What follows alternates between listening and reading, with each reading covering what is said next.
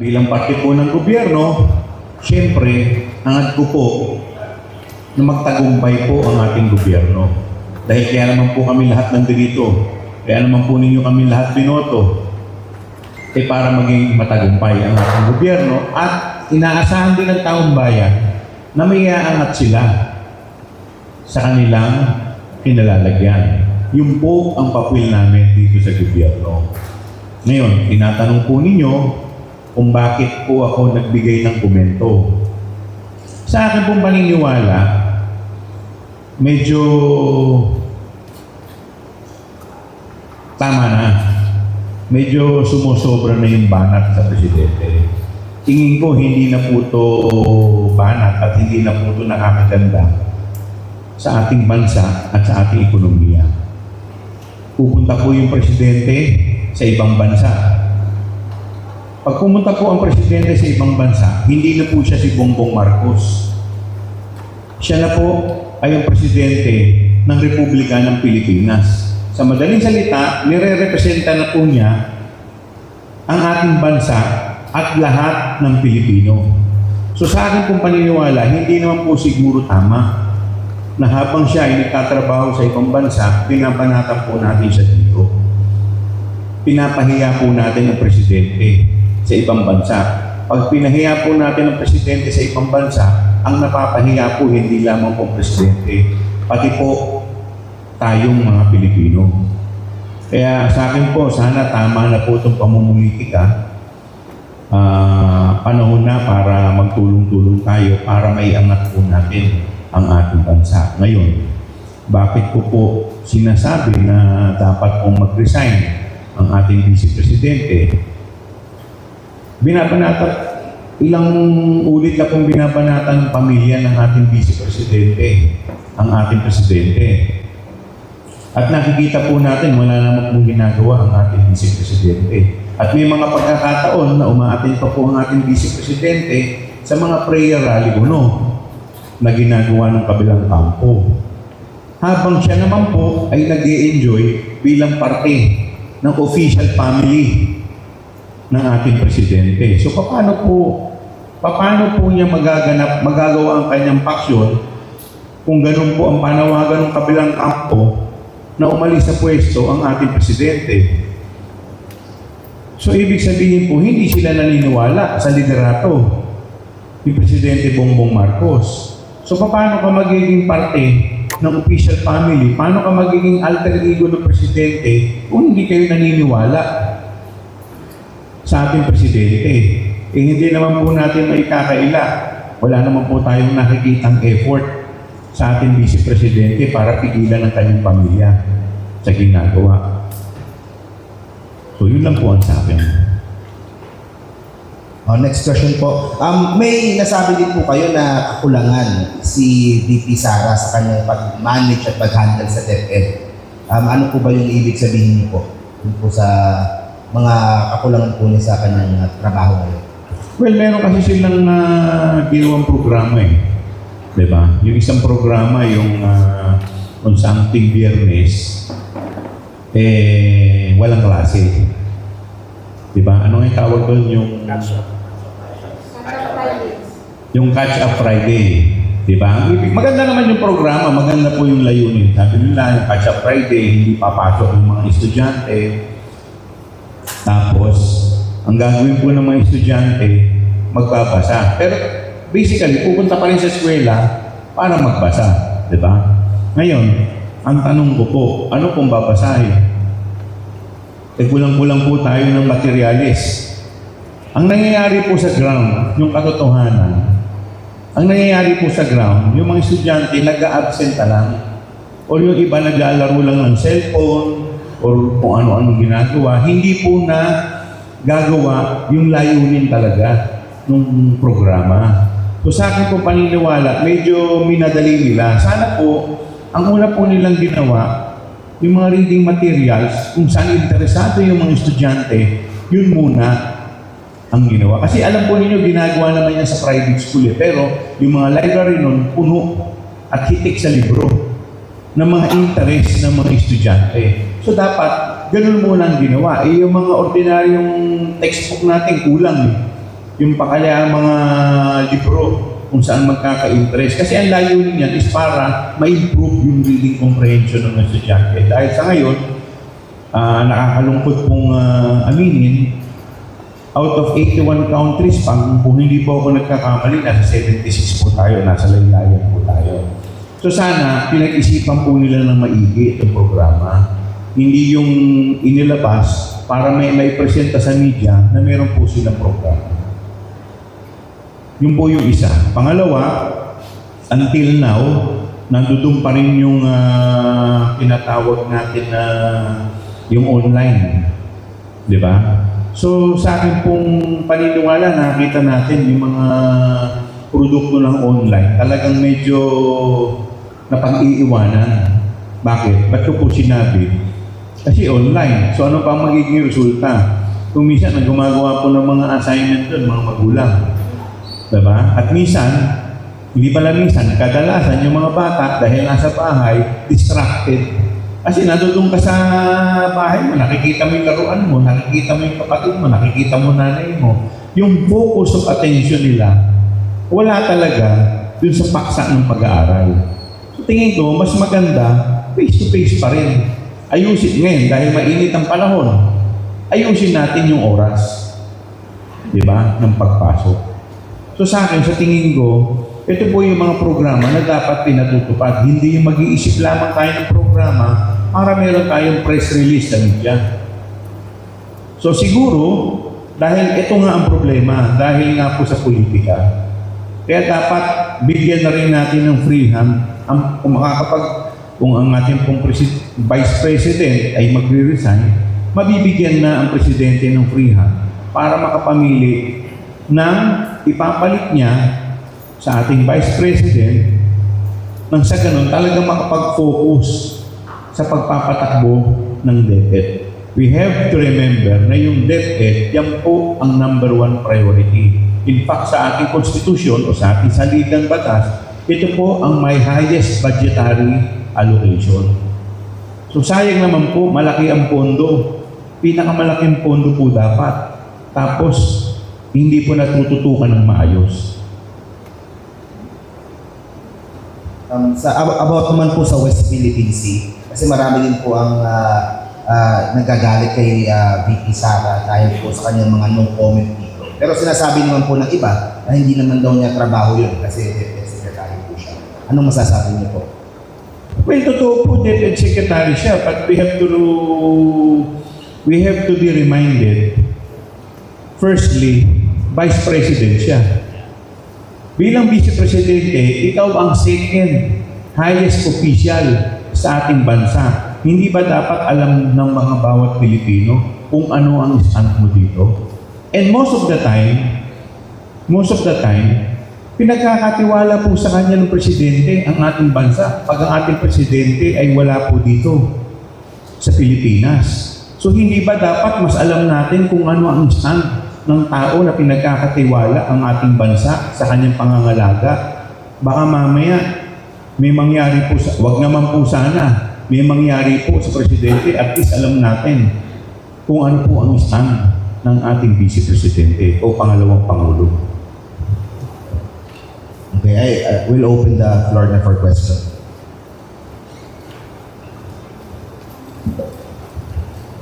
Sir, good morning po na si AJ Curtin Black. Ang una kong katanungan ay, sa pananaw po ninyo, ano po ang significant contribution ni VP Sara sa edukasyon para po makaagapay tayo sa international o sa Southeast Asian countries? Well, alam po ninyo yung DepEd medyo mabigat na mabigat na departamento yan. In fairness naman kay Vice President, tingin ko naman, gumagawa na naman siya ng paraan para makahanap ng solusyon. Kaya lang, ang problema po dito, divided yung kanyang attention. Siyempre, namumulitik ang pinakamataas na opisyal ng ating bansa. Paano na kung dumating ang panahon? Huwag naman po sana pumasok tayo sa giyera. Hindi natin alam yung katabi natin kung anong stand. Baka mamaya katabi natin nakasuot ng uniforme natin pero binabaril tayo. Di ba? dapat lahat tayo bilang Pilipino, dapat nagkakaisa tayo, lalo-lalo na sa pagprotekta ng ating soberenya. Last na lang po. Tungkol po dun sa mga nakikita po natin na trabaho ng ating mga public servant. Ano po yung pwede niyo pong masabi sa ating taong bayan kung i-rate niyo po ang ating pamahalaan on a scale 1 to 10, nasaan po siya ngayon? Well, in fairness naman to the President, no? Ang hirap kasi nung inabutan niya eh. Siyempre, medyo galing tayo sa pandemic. So, hindi naman natin totally po pwedeng isisi kay President Duterte, yung nakaraang administrasyon, dahil nung administrasyon niya, matindi rin yung dilubyo na inabot, pandemic. So ngayon, nasa estado tayo ng pag-aangat. Kaya ngayon nga yung ginagawa ng ating Presidente, pumupunta sa ibang bansa para maglakap ng mga investor at yung mga investor magtiwala sa ating bansa, dalhin dito na makapag-generate ng trabaho. Pero paano makakapagtrabaho ang Presidente kung binabanatan siya, pinapahiya siya sa ibang bansa? Ang tangan niya, ang bansa natin. Kagaya nga ng binanggit ko kanina, pag pumunta siya sa ibang bansa, hindi na siya si BBM. Siya na ang Republika ng Pilipinas, Presidente ng Republika ng Pilipinas.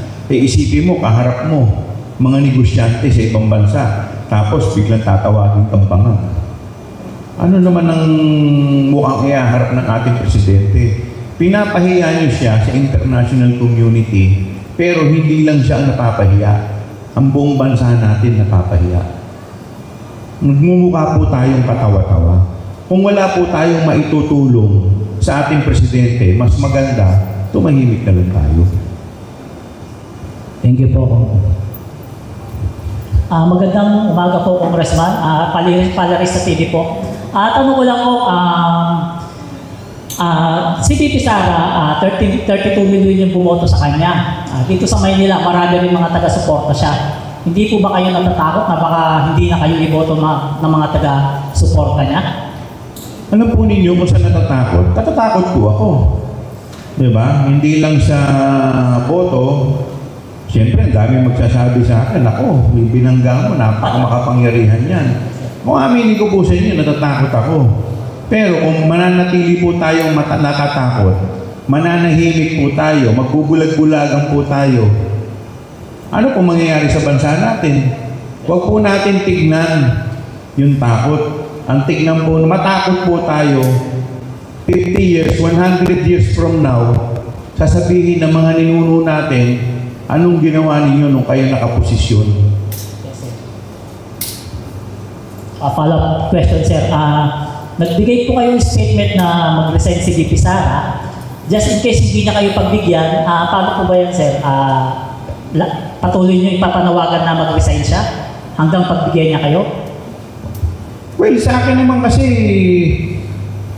hanggat ganyan ang trato nila sa Presidente, ano ang dahilan para manatili siya sa pwesto?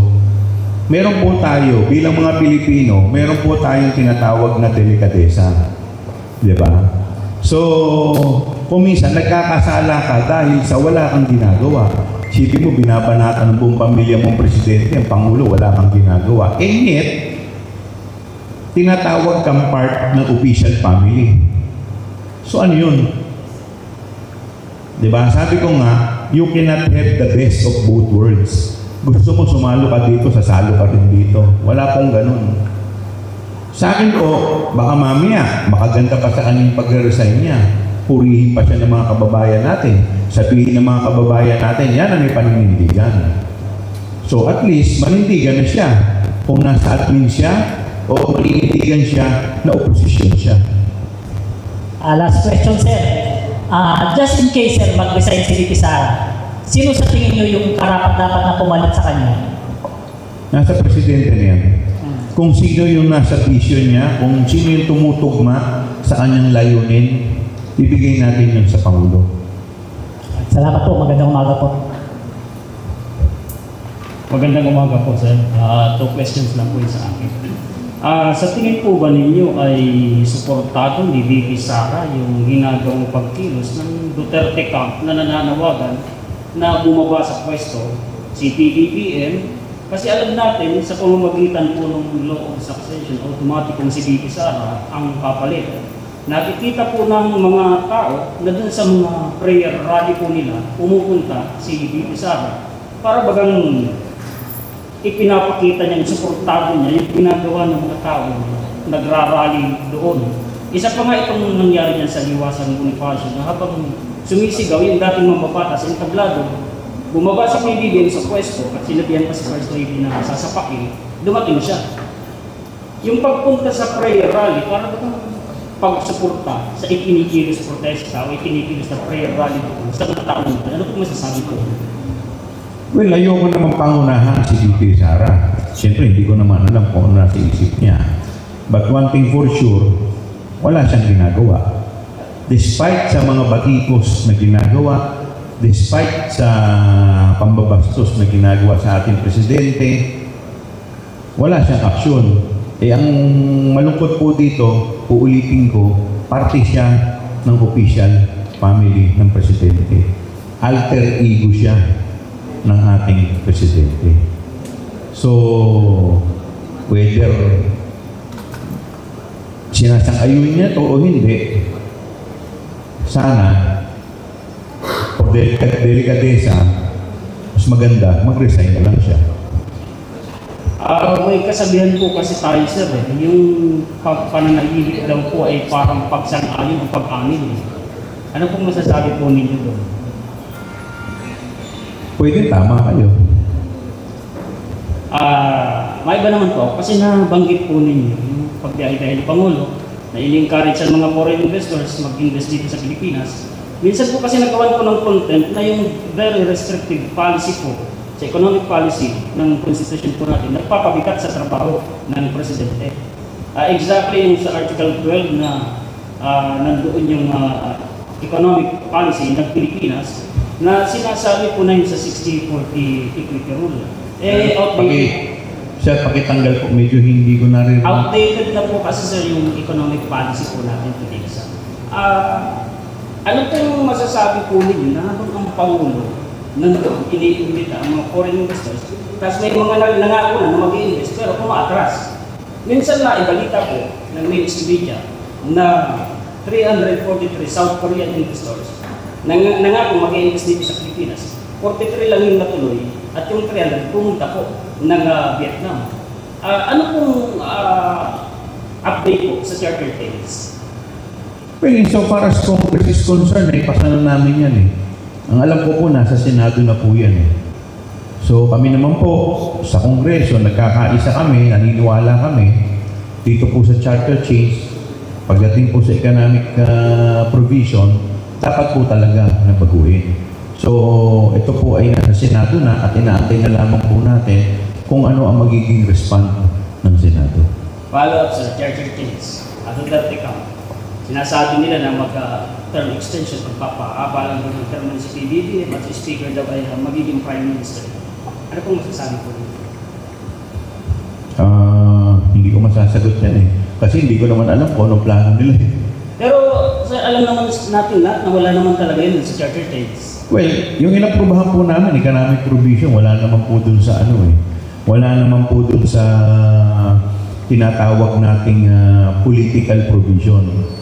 Pero ako personally, kung ako tatanungin ninyo, yung 3 taon sa Congress, talagang napakaiksi. Ano pa magagawa mo sa 3 taon? Yung bansa natin po, 3 taon, walang ginawa kundi mag-eleksyon, kaya puro away ng away eh. Pagkatapos ng eleksyon namin, the following year, eleksyon ng barangay. Pagkatapos maghahanda na naman kami sa eleksyon namin. Kaya po walang nagagawa mga politiko kasi puro pamumulitika. Imbis na magtrabaho kami, away kami ng away. Bakit? Siyempre, binabantayan mo yung susunod na eleksyon mo kung sinong kalaban mo.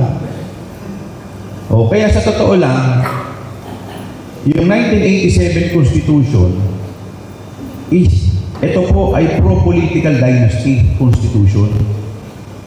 Bakit ko po sinabi? Nagpasa po sila ng provision dyan. Sabi po dyan, may anti-dynasty provision. Pero naglagay ng kulatilya na para ito mapatupad, kailangan magpasa uli ng batas. Sino naman sa Congress ang magpapasa niyan? Tsaka Senado, puro magkakamag-anak lahat yung mga nandiyan dyan. Di ba? Pangalawa, Meron, kaya ako sinabi nga na pro-political dynasty itong 1987 Constitution eh. Naglagay tayo ng party list system. O yung party list, nilagay yan dyan. Pag wala naman buo sa distrito nila, sa probinsya nila, o yung isang kamag-anak, ilalagay sa party list. O di, another baluarte yan ng mga politiko. Kaya sa totoo lang, huwag po ninyong sabihin na yung 1987 Constitution ay maayos. Yan, dinesign para po magkaroon, maprotektahan ang mga baluarte ng mga politiko. Yan lang sir, malinaw naman na hindi mag-perpetuate sa pwesto ng Presidente ng Chapter 8. Salamat po. Good morning, sir. Tatanong ko lang po sana kung yung pag himumungkahin niyong mag-resign si VP, sa tingin niyo po ba dapat siyang mag-resign as a Vice President or dapat lang siyang mag-resign na tipong babawasan lang yung handle niya, na tipong yung pagiging DepEd Secretary, ayun na lang sana yung aalisin para sa tingin niyo mas makakapag-focus pa siya ng maayos kung sana nag-focus na lang siya sa pagiging Vice President? Lilinawin ko po, yung panawagan ko as DepEd Secretary, hindi po as Vice President. Kasi po, ang ating pong Vice President ay hinalal ng tao. So yung pagkakahalal po sa kanya, binibigyan po siya ng mandato ng tao ng 6 na taon. So yun po, dapat po siyang manatili bilang Vice Presidente. Pero bilang DepEd Secretary, kaya po ko nananawagan dahil parang hindi po sila naniniwala sa ating Presidente sa mga aksyon na kanilang ginagawa. Kaya po sa akin po ako po bilang parte ng gobyerno, kung hindi ka naniniwala o yung pamilya ninyo ay hindi naniniwala sa ating gobyerno, siguro mas nararapat na mag-resign ka na para at least makapagtrabaho ka kung ano man yung gusto mong paniniwala, ituloy mo. So last na lang, sa inyong palagay, kung makakapag-grow kayo ng line sa magkakaroon kayo ng standard sa pagiging DepEd Secretary, ano yung dapat taglay ng tao ngayon para magawa niya o magampanan niya yung tungkulin niya bilang DepEd Secretary? Siguro dapat meron siyang karanasan. Di ba? Malawak ang kanyang karanasan dahil unang-una, binibigyan sila ng napakalaking budget eh. So yung pondo na binibigay sa DepEd, hindi po biro. So at least, kung ikaw ay tagaloob, di ba? Malawak ng karanasan mo, alam mo kung ano ang talagang problema ng nasa loob. Hindi ko po sinasabi na kahit ka nasa loob ka, perfecto ka. Pero at least, mas maigi na yun kaysa sa yung bago kang salta. Kasi kung kagaya namin, iuupo mo dyan, siyempre nasa isip namin, politika. Kaso, ang nakasalali po dito, milyong-milyong mga bata eh. Hindi naman po ito ordinaryong departamento. Thank you.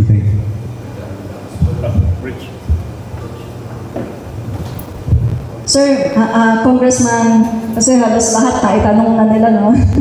So, ang tanong ko lang po, ano kaya ang kailangan kaya gumawa ng resolution sa Kongreso, yung joint resolution, para hilingin talaga na magbitiw sa DepEd si VP Sara Duterte para talagang magawa na niya talaga yung kanyang trabaho as Vice President of the Philippines. Kasi sabi nga po, di ba, you cannot serve two masters. You will love the other and you will despise the other. So, naniniwala po ako doon. Kaya, para po sa akin talagang kailangan po talaga ng matibay po talaga na panawagan na kailangan magbitiw na siya as a DepEd Secretary.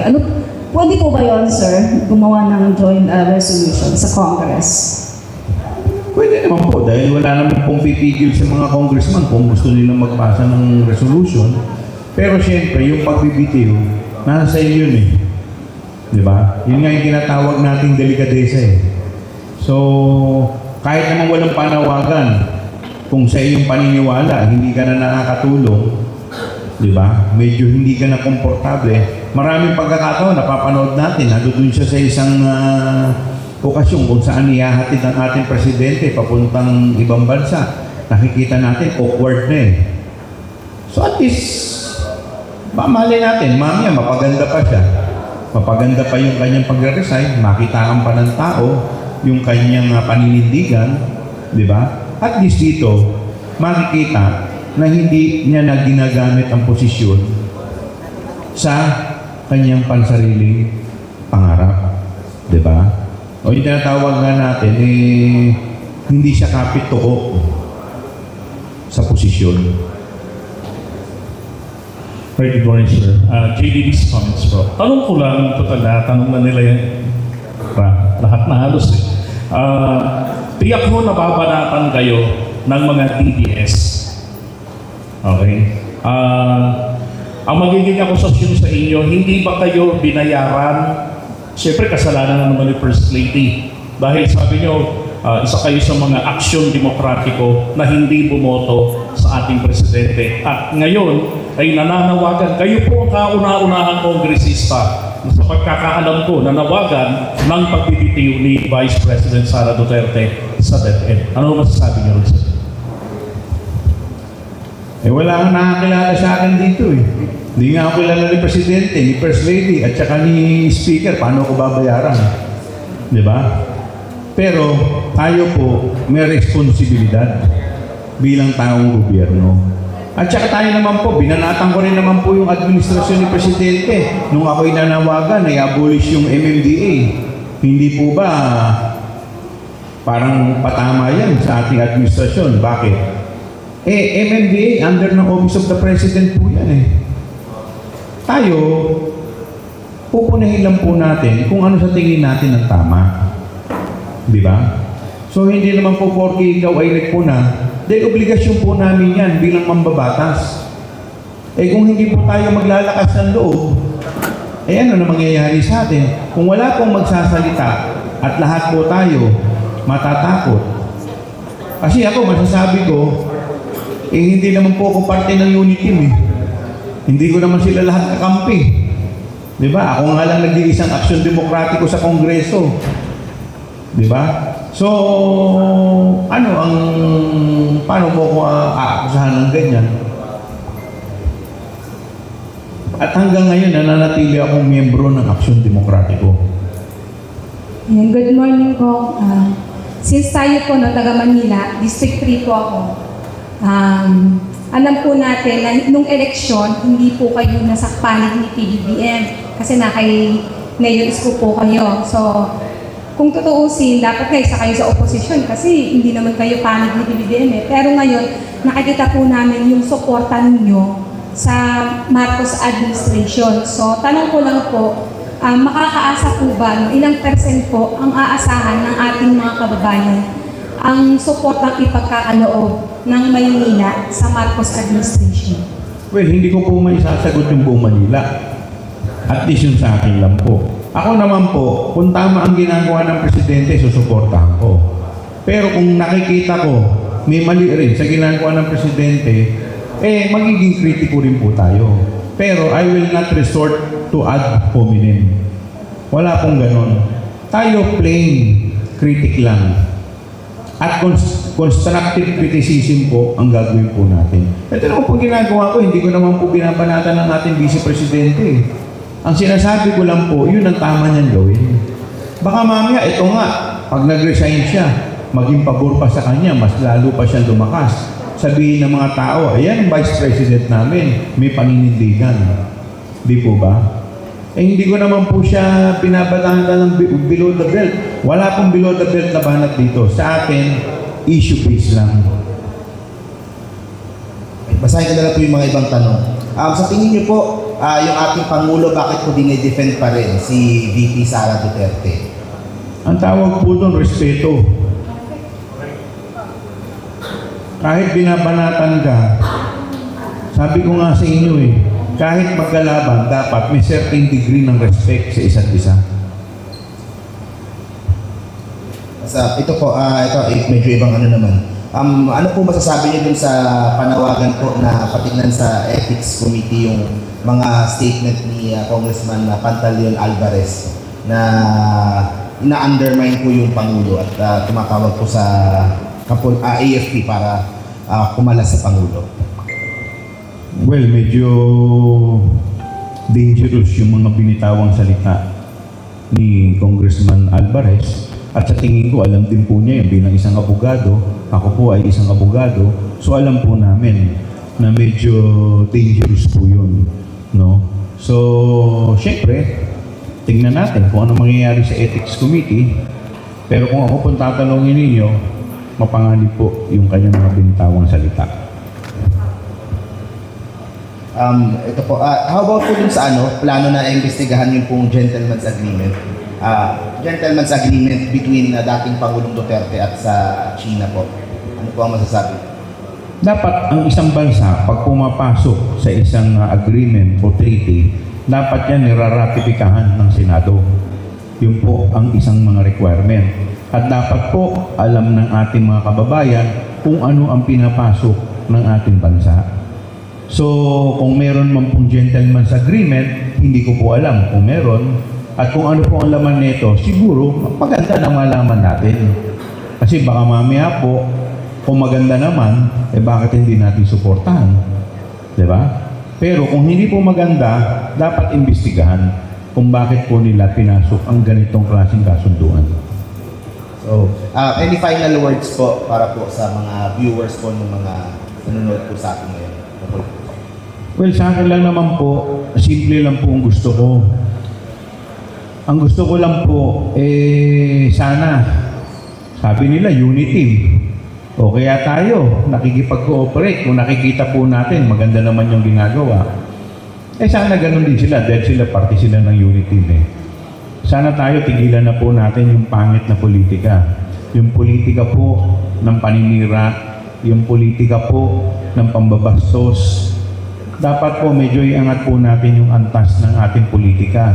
Dahil tayo po ay pinanonood ng mga susunod na henerasyon ng ating mga anak, ng ating mga apo, para po makita po nila na mga tao sa gobyerno ay totoong honorable. Maraming salamat po. Thank you very much po. Maraming salamat po.